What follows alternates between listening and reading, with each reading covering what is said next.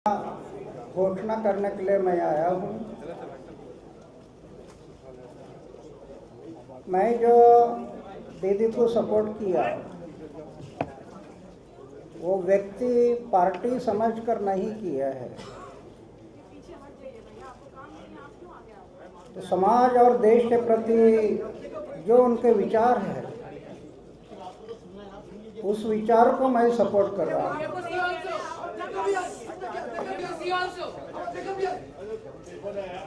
जो समाज और देश के प्रति दीदी के विचार है उन विचारों को मैं सपोर्ट कर रहा हूँ। मैंने अपना जीवन भी पूरा समाज और देश की सेवा में लगा दिया है। हमेशा देश और समाज की सोच की है मैंने। पहली बार समाज और देश की सोच करने वाली व्यक्ति मुझे जब दिखाई दिया तो दीदी, इसलिए मैं उनको सपोर्ट कर रहा हूँ कि पहली बार मुझे जो उनके विचार मैंने सुने हैं और उनका जीवन को मैं समझा है, इसके कारण मैं उनको सपोर्ट कर रहा हूँ। एक मुख्यमंत्री के नाते वो अपना जीवन आलिशान पद्धति से बिता सकते थे, जो आज कई मंत्री बिता रहे हैं। लेकिन एक छोटे से कमरे में रहते हैं। मुख्यमंत्री होते हुए भी कई सरकार का गाड़ी नहीं, बंगला नहीं, तनख्वाह नहीं। ये जो त्याग की भावना है, भारत की भूमि हजारों साल से कहते आई कि समाज और देश के लिए किसी न किसी को त्याग करना पड़ता है। त्याग के बिना समाज और देश की भलाई नहीं होती। वो विचार मुझे दीदी के जीवन में जो दिखाई दिए, इसके कारण मैं उनको सपोर्ट किया है।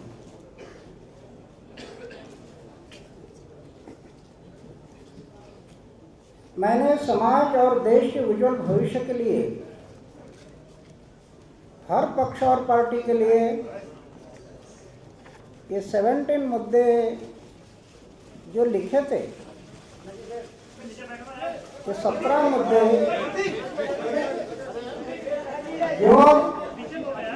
ये 17 मुद्दों में हम देश का भविष्य बदल सकते हैं, इतने महत्वपूर्ण मुद्दे हैं।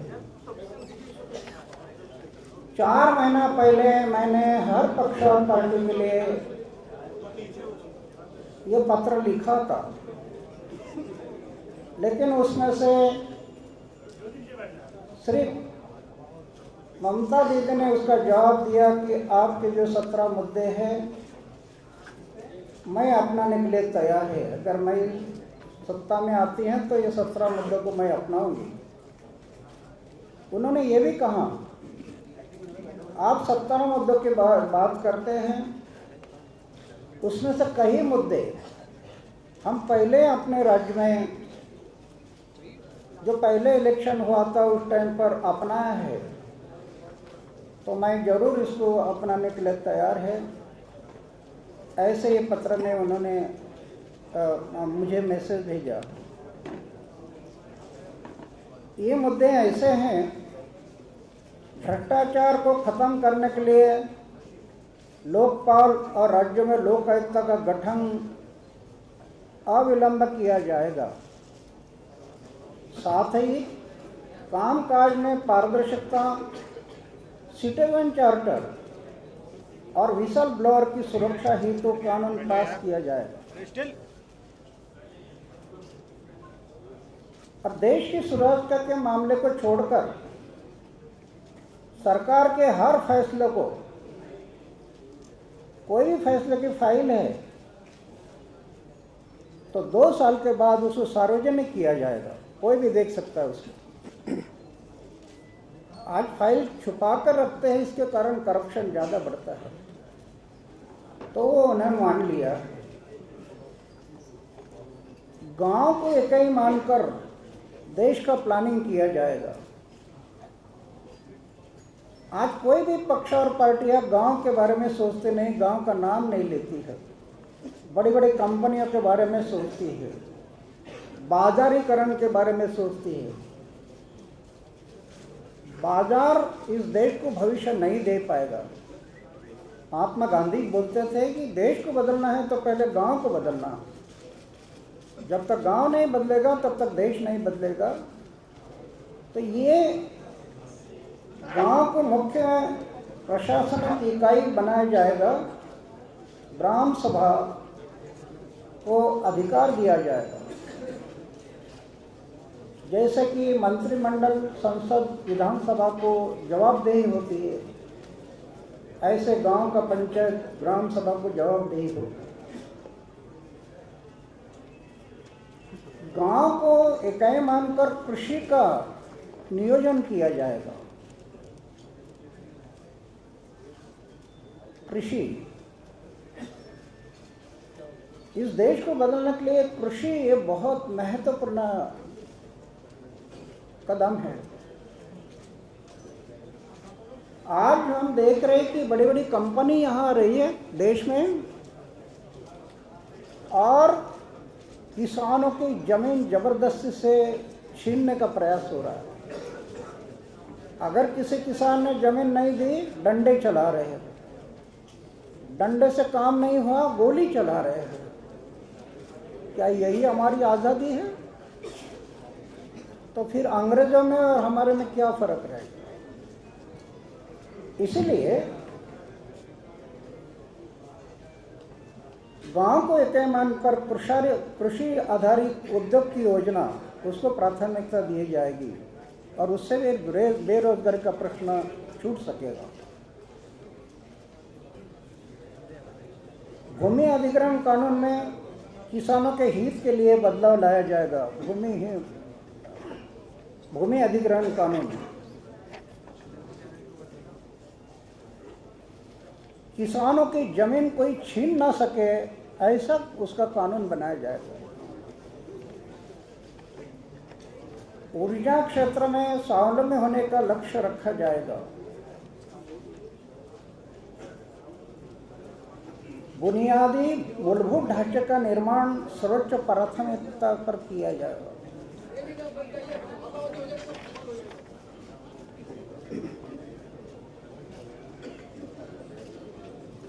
ऊर्जा क्षेत्र में स्वावलंबी होने का लक्ष्य रखा जाएगा। हर गांव में उसका अपना बिजली घर होगा। ये कई लोगों को ऐसे महसूस होता होगा, क्या दीदी सत्ता पर आने के बाद क्या उनके हाथ में क्या जादू की छड़ी होगी ये सब बदलने के लिए? लेकिन मुझे विश्वास है, हम सही प्लानिंग किया और ये 17 मुद्दे अमल में आ गए तो इस देश का चित्र बदल सकता है। और ये मेरा भाषण नहीं, हम लोग प्रयोग किए हैं, जमीन पर प्रयोग किए हैं। देश की अर्थनीति कैसे बदलती है ये गांव से हम दिखा दिए हैं। और ऐसे अर्थनीति अगर बदलती है गांव गांव की, तो देश की अर्थनीति बदल जाएगी।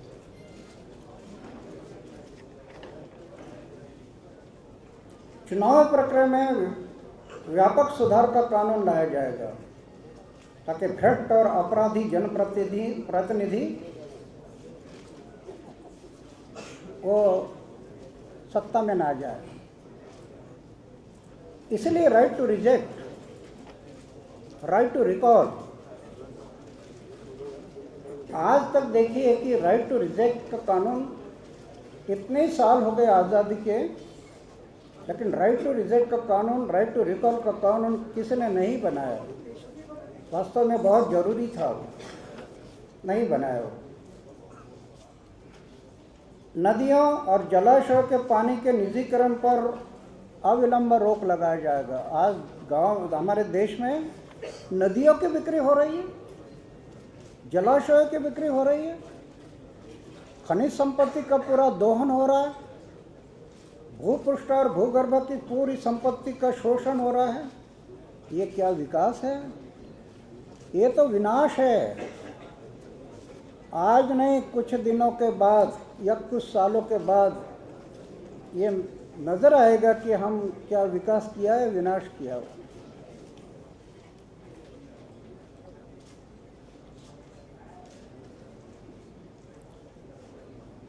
देश के शोषण और सामाजिक आर्थिक रूप से पिछड़े अल्पसंख्यक उनके विकास के लिए रंगनाथ मित्र आयोग केलकर रिपोर्ट के सुझाव पर फौरन अमल और दूसरे समुदाय के गरीबों के लिए आर्थिक विकास के लिए विशेष योजना की जाएगी। ये तो हमारा संविधान कह रहा है। गरीब और अमीर का फैसला कम करना संविधान में लिखा है। जो पिछड़े लोग हैं, आदिवासी है, तुमंतु है, मछुआरे है, इनको ऊपर उठाने का प्रोग्राम करना चाहिए, संविधान कह रहा है। और आज संविधान में बैठे लोग उनका अमल नहीं कर रहे हैं। जो सत्ता में बैठे हैं उसका अमल नहीं हो रहा है। तो ये करने के लिए ये मुद्दा भी इसमें हम लोग लिया है। न्याय व्यवस्था में मौलिक बदलाव लाया जाएगा। गरीबों को न्याय कैसे मिले और कैसे समयबद्ध न्याय मिले, इसका ढांचा तैयार किया जाएगा। सांप्रदायिकता को जड़ मूल से खत्म करने के लिए कानून बनाया जाएगा।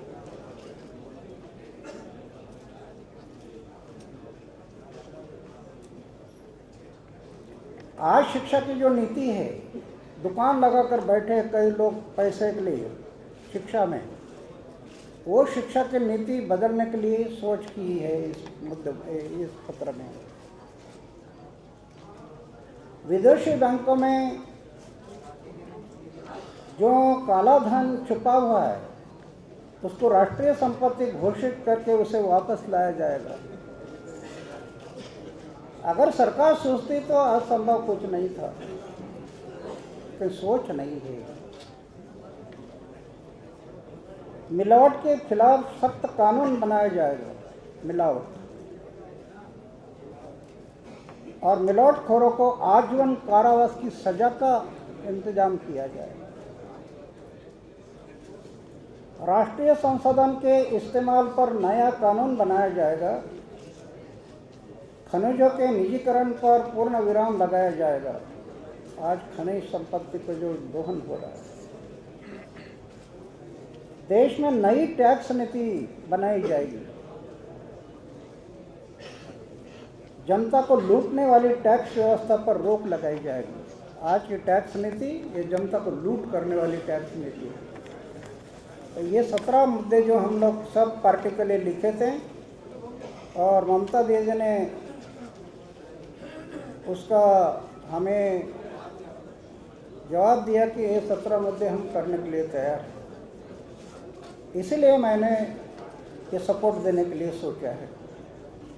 ये 17 मुद्दे अगर अमल में आते हैं तो देश का चित्र बदल सकता है। लेकिन आज आज़ादी के बाद सिर्फ सत्ता परिवर्तन की सोच हम कर रहे। सत्ता परिवर्तन, व्यवस्था परिवर्तन की सोच किसी ने किया नहीं। व्यवस्था परिवर्तन, सिर्फ सत्ता परिवर्तन। और आज तक इतनी सत्ता परिवर्तन हो गई, हुआ क्या? एक सत्ता चली गई, दूसरी आ गई, दूसरी गई, तीसरी आ गई। एक ने भ्रष्टाचार में ग्रेजुएशन किया और दूसरे ने डॉक्टरेट पाई। क्या हुआ सत्ता परिवर्तन में? सत्ता परिवर्तन से देश नहीं बदलेगा, व्यवस्था परिवर्तन। और वो दीदी सोच रही कि मैं वो व्यवस्थापन करने के लिए तैयार हूँ। वो आज कर रही है, काम कर रही है वो वेस्ट बंगाल में। तो ये व्यवस्था परिवर्तन की जो बात है वो महत्वपूर्ण है। मुझे इस बात को पूरा पता है कि समाज में अभी कल से मैं दीदी को सपोर्ट किया, कई लोग उलट पुलट कुछ चर्चा करेंगे, लेकिन देश के भलाई के लिए मैं सहन करने की शक्ति रखी उसमें। मेरी धारणा है जिस पेड़ में फल लगते हैं उसी पेड़ पर लोग पत्थर मारते हैं। फल लगे ना, पत्थर मारेंगे लोग। तो समाज और देश के भलाई के लिए मैं सहन करने की शक्ति रखी है, कोई कुछ भी बोले।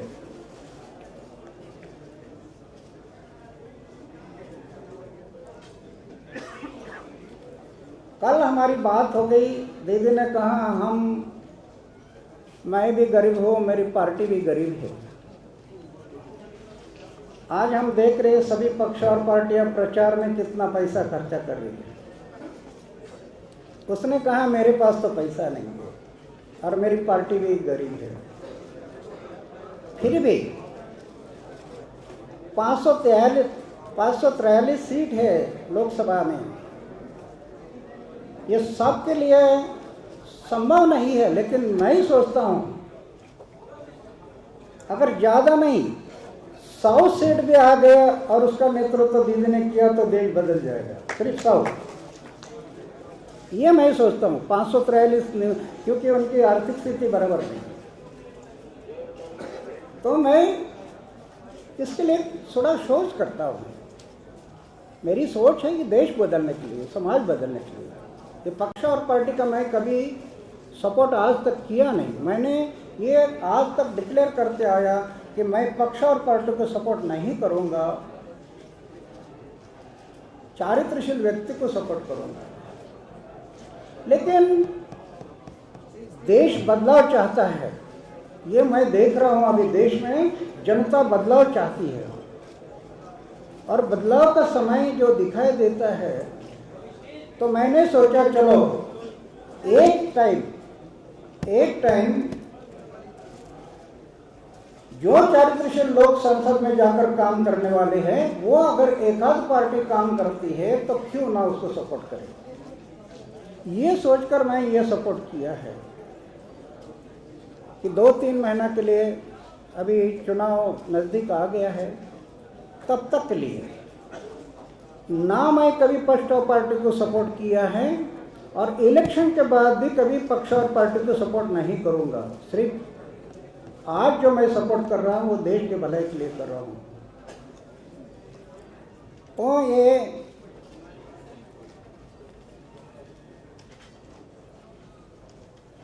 मुझे और एक बात महत्वपूर्ण लगी। दीदी का जीवन संघर्षमय जीवन है। कौन सा मुख्यमंत्री देश में ऐसा है कि जिन्होंने इतना संघर्ष किया कि उसके सर पर 65 टाके पड़े हैं, हाथ फ्रैक्चर हुआ, पैर फ्रैक्चर हुआ, फिर भी लड़ रहा है? एक भी नहीं दिखाई देता। पूरे शरीर पर इतने फ्रैक्चरेज हुए, इतना तकलीफ दिया, फिर भी समाज और देश के लिए वो लड़ रही है। वो मुझे महत्वपूर्ण लगता है।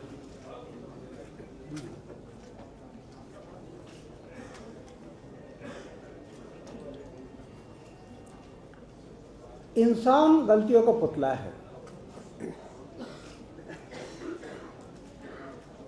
इंसान के जीवन में बिल्कुल छोटी सी भी गलती नहीं होगा ऐसा मानने का कोई कारण नहीं है। लेकिन कई लोग ऐसे लोग हैं कि ढेर इतना अच्छा काम किया है वो नजर नहीं आता, छोटी सी गलती किया वो नजर आती है। तो उनको मेरी विनती है, समाज और देश के बारे में सोचना चाहिए। अरे भाई, ये थोड़ा वो पीछे वाले थोड़ा नाराज है।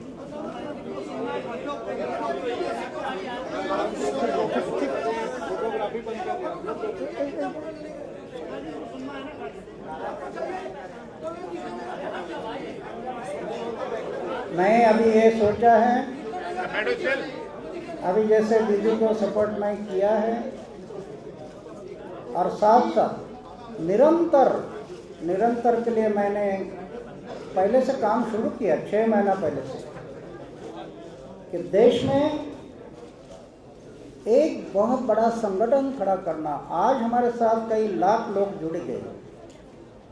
अभी मार्च के बाद मैं फिर से घूमूंगा, दीदी को सपोर्ट भी करूंगा और जो निरंतर प्रक्रिया करनी है, जनशक्ति का दबाव, सरकार चाहे कोई भी हो, जनशक्ति का दबाव उनके ऊपर निर्माण करना एक महत्वपूर्ण काम है। कई प्रश्न है, जैसे जनलोकपाल, जनशक्ति का दबाव निर्माण हो गया इसलिए करना पड़ा। 2011 का आंदोलन, पूरी देश के करोड़ों जनता रास्ते पर आ गई, सरकार को झुकना पड़ा। वो काम हमें आगे करना है। और दूसरा, चारित्रशील लोग, समाज के लिए कुछ अच्छे काम करने वाले लोग, त्यागी लोग हैं, कैंडल के मुताबिक जलते हैं, ऐसे कोई लोग निर्दलीय उम्मीदवार बनकर खड़ा होने के लिए तैयार होगा तो हम ये सोच रहे हैं कि 2019 में 5 साल बाकी है, तब तक हम प्रयास करेंगे एक जन संगठन और निर्दलीय लोगों का संगठन। कम से कम 2019 में ऐसे निर्दलीय कम से कम 100 उम्मीदवार संसद में भेजने के लिए हम कोशिश करेंगे। तब तक घूमेंगे देश में, कोई भी नहीं आएगा, चारित्रशील होगा वही इसमें आएगा। और ऐसे ग्रुप जो बनेगा तो वो फिर जैसे दीदी जैसे एक पार्टी के लोग संसद में बैठे, ऐसे चारित्रशील लोगों को भी सपोर्ट करेगा, उससे देश में बदलाव आ जाए। वो भी काम हमें करना है। कई लोग बोलते हैं हम पक्ष पार्टी को नहीं वोटिंग करेंगे, पक्ष पार्टी में नहीं जाएंगे, ऐसे लोगों के लिए ये अलग से निर्दलीय ऐसे खड़ा करें। तो ये काम हमें आगे के लिए करना है।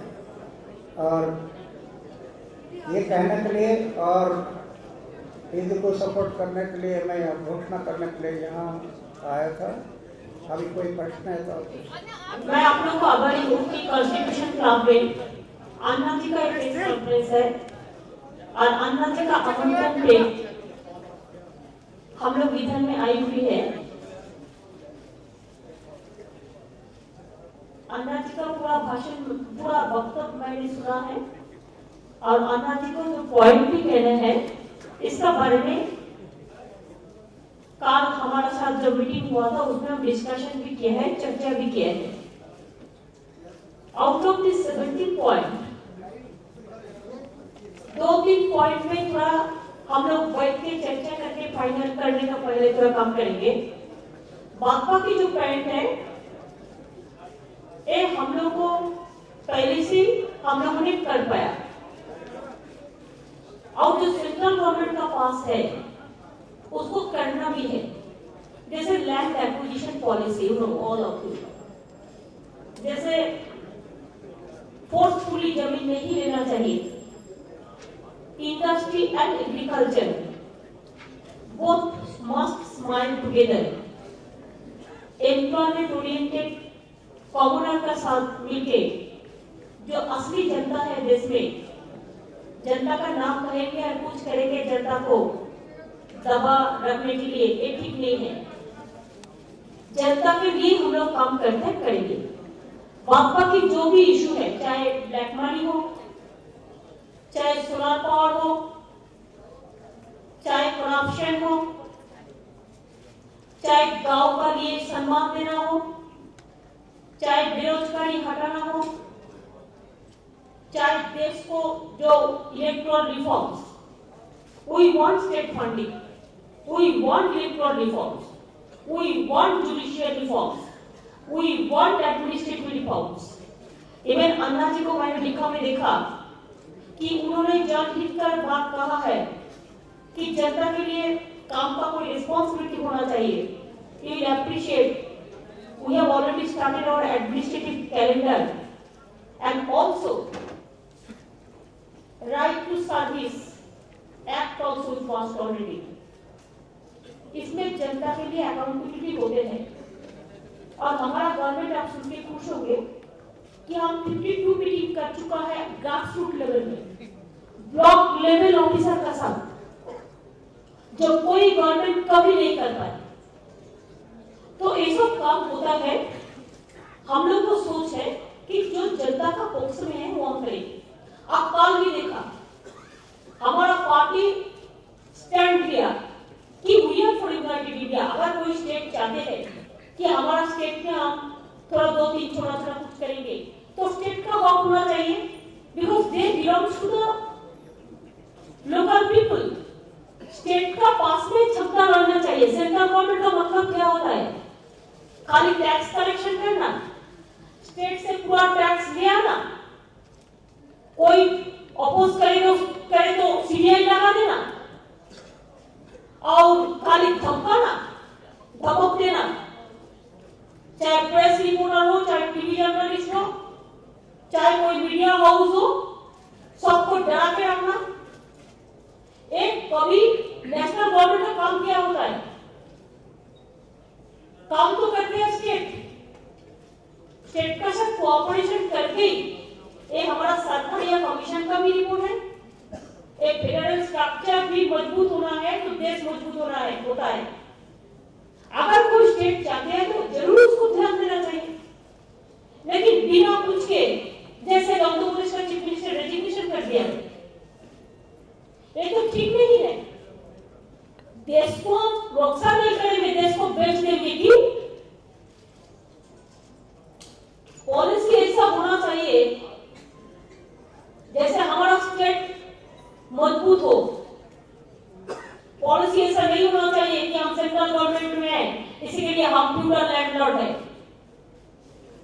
सेंट्रल गवर्नमेंट का जो जुरिस्डिक्शन है इसमें अच्छा से अच्छा डिमार्केशन क्लियर कट रहना चाहिए। कौन गवर्नमेंट आएंगे, क्या आएंगे, कौन प्राइम मिनिस्टर बनेंगे, ये बात इलेक्शन का बाद तैयार होगा। जो प्रैक्टिकल बात है, हम ऐसा कोई बात नहीं कहते हैं जिसको आज कहेंगे कल हम नहीं रख पाएंगे। आप ऐसा बात कहना चाहूंगा कि अभी प्रीपेड नहीं होता है, पोस्टपेड होता है जो सिस्टम, लेकिन उसका बाद में भी we want stable government, politically stable, economic stable and safe and sound government for the country people. ये नहीं कि आज एक गवर्नमेंट है कल चला जाए। This is not done. हमने बहुत देखा है, 3 साल में 3 चुनाव देखा है पहले। We were the victims of the circumstances। तो इसीलिए देश को अगर कोई प्यार करेगा, देश को अगर अच्छा करेगा तो उसको इस पे भी ध्यान देना जरूरी है। इसके लिए चाहे हम क्षमता में आए और ना आए, लेकिन अगर हमारा पॉलिसी भी क्लियर करना है तो जो पॉलिसी आज भी कहेंगे कल भी कहेंगे। आप लोग देखा जब हम लोगों ने मैनिफेस्टो में कहा था कि एफडीआई रिटेल मार्केट हम नहीं बनेंगे, हमारा दुकानदार देश में 50 करोड़ है, हम उसको परिवर्तन कम नहीं करेंगे, तो हम नहीं किया। हमारा गवर्नमेंट छोड़ के हम लोग चला गया 2 साल पहले किया कि नहीं किया? हर तरह हर रोज डीजल का भाव बढ़ा दो, पेट्रोल का भाव बढ़ा दो, डोमेस्टिक गैस का भाव बढ़ा दो। कोई कहता है आधार कार्ड रहना है, कोई कहता है आधार कार्ड नहीं रहना है। What is this? इसी के लिए देखो अभी देश में क्या हो, कोल का भाव बढ़ा दिया, डीजल का कितना टाइम, पेट्रोल का कितना टाइम, फर्टिलाइजर से छोड़ के डोमेस्टिक गैस, किचन में आग जला दिया। उसको बाद में भी चुनाव का टाइम में जो भी मर्जी forcefully demolition of the constitution कर रहे हैं, बुलडोज कर रहे हैं, फोर्सफुली कर रहे हैं। इसमें हम लोगों को सहमत नहीं है। हम ये बात ठीक है, बहुत सारे बड़ा पार्टियां जिसके पास बहुत सारे रुपया है जो 500 एक्चुअली सीट में लड़ सकते हैं, लेकिन बहुत सारे पार्टियां जिसके पास रुपया नहीं है लेकिन उसको एक अकाउंटेबिलिटी है, क्रेडेंशियल्स है। लेकिन देश में क्या हुआ है, बड़ा 65 साल से एक फ्यूडल लैंडलॉर्ड्स का माफिक चलते हैं हमारा देश। इलेक्शन का पहले जनता का बात करते हैं, इलेक्शन का बाद भूल जाओ। कहां रुपया, कहां गया, किधर गया, किसका पॉकेट गया, क्या क्रेडिबिलिटी है? कुछ नहीं है। अब बोलते हैं कौन दिया, हम दिया। अरे स्टेट से तो पूरा काट के लेता है, इसमें पॉलिसी होना चाहिए। एक आदमी को कितना टैक्स देना पड़ता है? Income tax, sale tax, VAT tax, entertainment tax, क्या नहीं, इसमें तो सिस्टम होना चाहिए। देखिए, हम इसी के लिए कहना चाहूंगी कि I have also work this parliament 7 times. मैं भी 5 डेज का बजट पेश किया है हाउस में, मेरे को पता है। और हमारा स्टेट में आपको पता चलेगा, इसी के लिए मैं कह रहा हूँ कि कैसे हम लोग काम करते हैं दिक्कत में। 70,000 करोड़ हमारा ट्रेजरी से ले लिया है विद इन दिस 2.5 years। आप कहिए तो एक गवर्नमेंट कैसे काम करे, उसमें भी I can give you the example. हमारा जीएसडीपी रेट जो है, ग्रोथ जो है, सेंटर से डबल है। हमारा revenue collection highest in India, even if you compare with the world, will give you the result. कैसे किया है, हम लोग रिपोर्ट्स करके किया है। E tendering, e procurement, e governance, everything we have done. Power कोई क्राइसिस ही नहीं, हमारा तो बीपीएल को बिना पैसा में देता है पावर।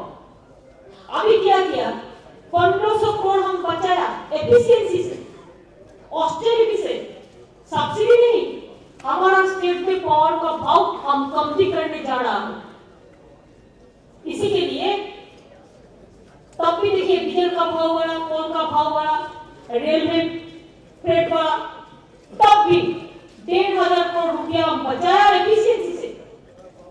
प्लानिंग करने पड़ता है, थाउजेंड्स ऑफ प्रोग्राम। कैसे होगा, इसको नाम पे, ए का नाम पे 100 प्रोग्राम, तो बी का नाम पे 200 प्रोग्राम।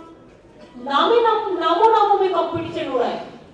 सी का नाम पे 400 प्रोग्राम चला दो, इसको 100, इसको 200, इसको 300, इसको 400। क्यों एक अम्ब्रेला क्यों नहीं होगा? अगर आप एक अम्ब्रेला कर सकता है, then you can see the money will be saved. I'm just giving you one example. और एक एग्जाम्पल दे सकते हैं, हमारे उधर में 4-5 सिटी इंडस्ट्री है। मैंने वॉल का सब मजदूर का सब बात किया। मैंने देखा कि इंडस्ट्री मेरे को बहुत सब्सिडी देने पड़ता है। मैंने बोला देखो, तुमको अगर हम अच्छा से नौकरी दे तो ठीक है। उन्होंने बोला दीदी हम तो अंडर सेक्टर, पब्लिक सेक्टर भी नहीं है, हमें सोसाइटी का रूप में है, आप हमको गवर्नमेंट एम्प्लॉयमेंट में लगा दो।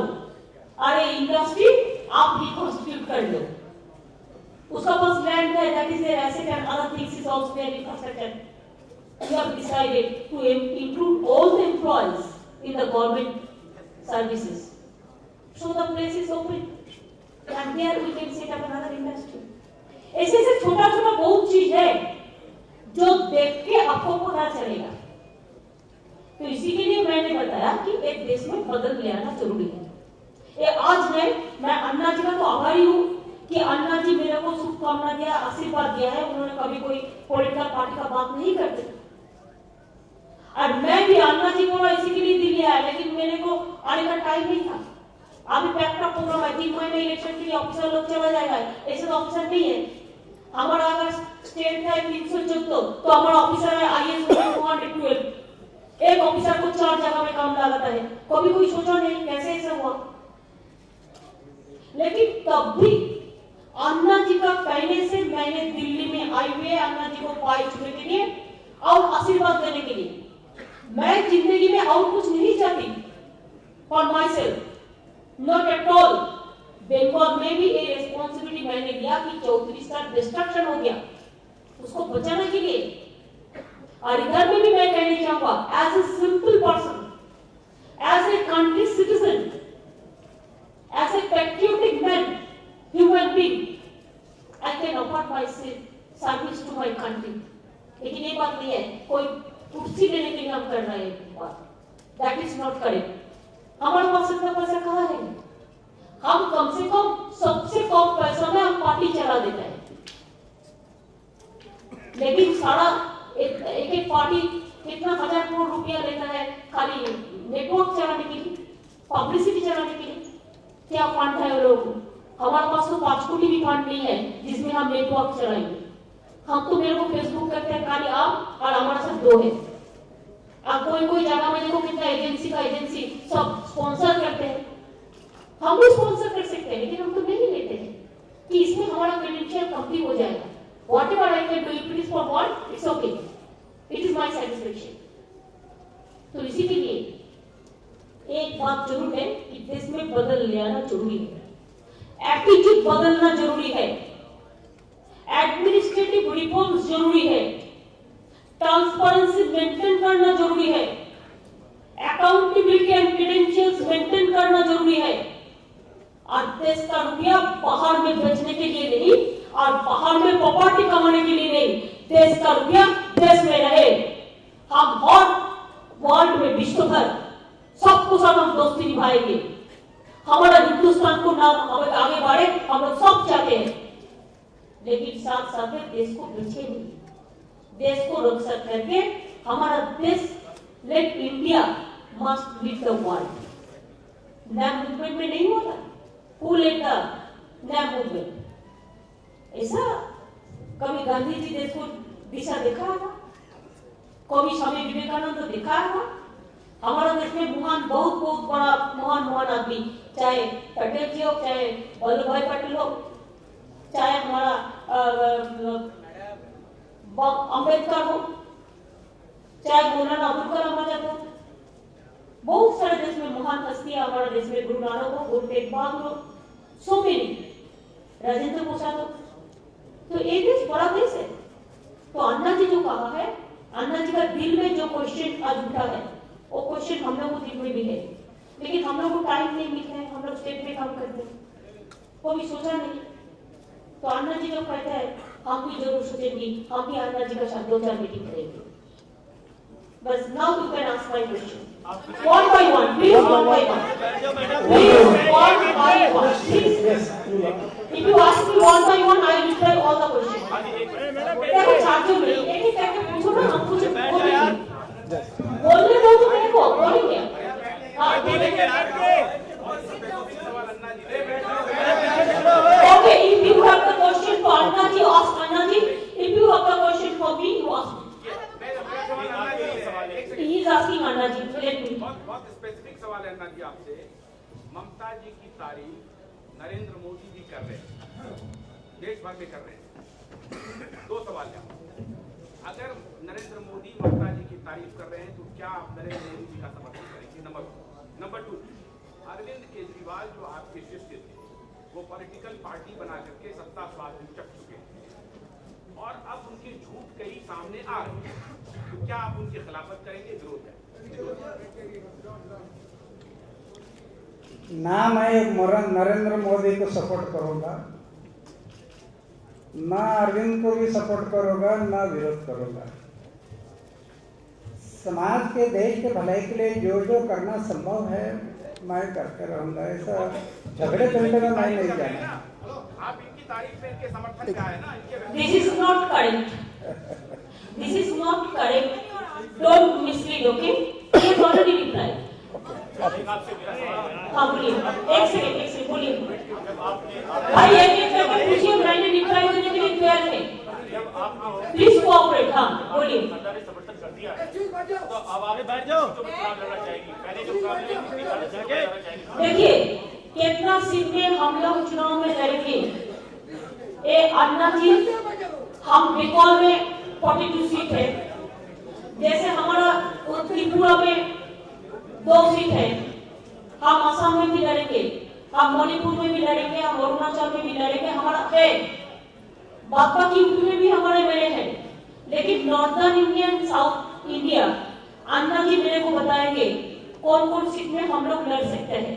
ये भी देखना पड़ेगा कौन कौन आदमी लड़ने के लिए तैयार है, और अगर अच्छा से कैंडिडेट मिलेंगे तो जरूर हम लोग लड़ेंगे ज्यादा से ज्यादा सीट में। ये अन्ना जी तैयार करेंगे, मेरे को एडवाइस करेंगे, मैं इसको देखूंगी। One by one, please. अन्ना जी आपका क्वेश्चन। साटा चिट स्कैम का नाम क्या होगा? साटा चिट स्कैम का नाम क्या होगा, जिसमें तृणमूल का काफी ये झूठा है, absolutely wrong. Don't quote the misquote. You ask, okay, you may belong to a particular sector, you can ask. Please listen. I'm from Canada magazine. Please listen to it. ये अन्ना जी का पता नहीं है, हमारा पता है, हम रिप्लाई देते हैं। आपका वो चिट फंड तैयार किया था सीपीएम पार्टी ने, 80 से हमारा टाइम में कोई चिट फंड नहीं हुआ है। All the chit funds started at the time of left fund rule and they were the associate member of the chit fund. मेरे को गवर्नमेंट क्या किया आपको सुनना है। हमारा पास जब हमारा गवर्नमेंट आया, हम जुडिशियल कमीशन बनाया। हम जो चिट फंड का कंप्लेंट था उसको अरेस्ट करके कश्मीर से ले आया और 6 महीने से जेल में है, चार्जशीट कर दिया। और क्या किया, जब गरीब जनता है, हमारा रिस्पॉन्सिबिलिटी नहीं है तो भी छोड़ा गरीब जनता को हम गवर्नमेंट का फंड से 10,000 रुपया करके उसको दिया। हमारा एमपी भी अभी इसके लिए जेल में है।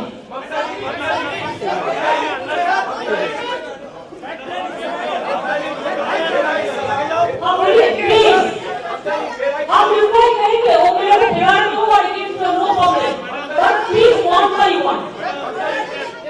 Okay okay okay. सवाल अन्ना जी के लिए है। अन्ना जी, आपने सारे देश में जो आंदोलन छेड़ा लोकपाल को लेकर, हमारे देश में ऐसे बहुत से राज्य हैं जहां लोकायुक्त नियुक्त तक नहीं हुआ है। ऐसे राज्य सरकार के लिए आप क्या कहना चाहते हैं? वो जिन राज्यों में लोकायुक्त नहीं बना है उसके लिए क्या करना है? एक साल का तो टाइम उसका ऐसा है, सुनिए, लोकायुक्त लोकपाल जो बिल आया है उसमें ये लिखा है कि 365 दिन के अंदर लोकायुक्त बनाना। दूसरा, लोकपाल कानून जो आया है वो अभी देश में लागू नहीं हुआ, अभी उसकी प्रक्रिया चल रही है। वो लागू होने के बाद उसके आधार पर हर एक राज्य में लोकायुक्त बनाना चाहिए।